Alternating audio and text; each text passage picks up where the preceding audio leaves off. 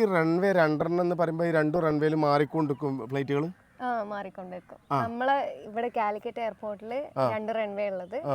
Runway 10 പിന്നെ 28.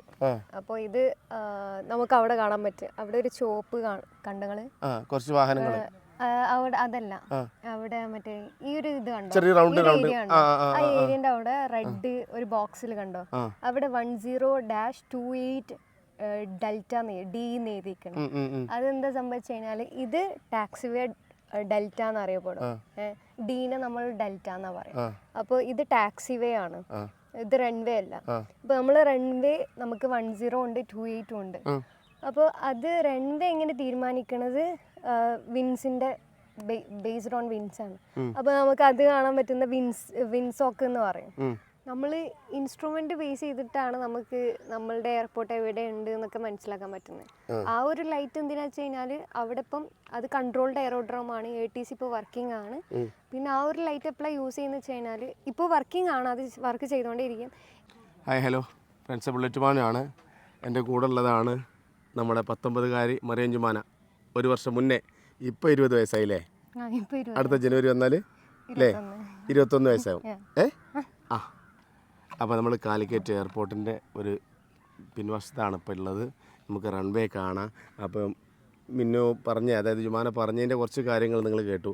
ഞങ്ങൾക്ക് എനിക്കുണ്ട് സംശയങ്ങൾ. അപ്പോൾ അവളുടെ അടുത്തുനിന്ന് അതിൻ്റെ എക്സ്പ്ലനേഷൻ കിട്ടുന്നില്ലിട്ടാണ് ഇവിടെ വന്നിട്ടുള്ളത്. അപ്പോൾ പിന്നെ എയർപോർട്ടിനെ കുറിച്ചൊക്കെ സംസാരിക്കാൻ കരുതി അല്ലേ? മിന്നു അല്ല ജുമാന എന്നാ നാട്ടിലെത്തി? ഞാൻ ഒരു 4 ദിവസമായി ഇപ്പോൾ നാട്ടിലുണ്ട് അല്ലേ? ഇപ്പോൾ വോട്ട് സംബന്ധമായിട്ടൊക്കെ വന്നതാണ് ശരിക്കും? വോട്ട് ചെയ്തു. ഓക്കെ.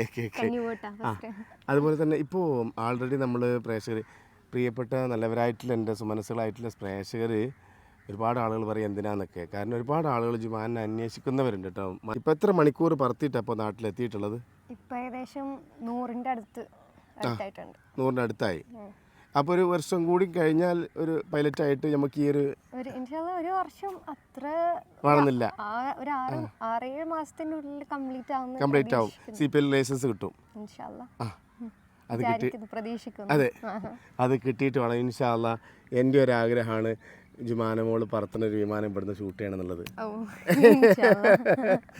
അല്ലേ? പറന്നു പോകുമ്പോൾ നമുക്ക് മുൻകൂർ പറഞ്ഞിട്ട് ഞാനിവിടെ ഉണ്ട്, ഇവിടുന്ന് ഷൂട്ട് ചെയ്യണ്ടെന്നൊക്കെ പറഞ്ഞിട്ട്. കാലിക്കറ്റ് എയർപോർട്ടാണ് നമുക്ക് പിന്നിലുള്ളത്. അപ്പോൾ നമ്മൾ നേരത്തെ തുടക്കത്തിൽ ഇൻട്രോയിൽ പറഞ്ഞ ഒരു കാര്യമായിരുന്നു എന്ത്, നമ്മൾ ഒരു പിന്നെ 2 റൺവേനെ കുറിച്ച് പറഞ്ഞല്ലോ. ജസ്റ്റ് ഒന്ന് എക്സ്പ്ലെയിൻ ചെയ്തേ. അത് നമ്മളെ കാലിക്കറ്റ് എയർപോർട്ട് എന്ന് പറയുന്നത് 2 റൺവേ യൂസ് ചെയ്യുന്നത്. അതായത് റൺവേ എന്ന് പറയുമ്പോൾ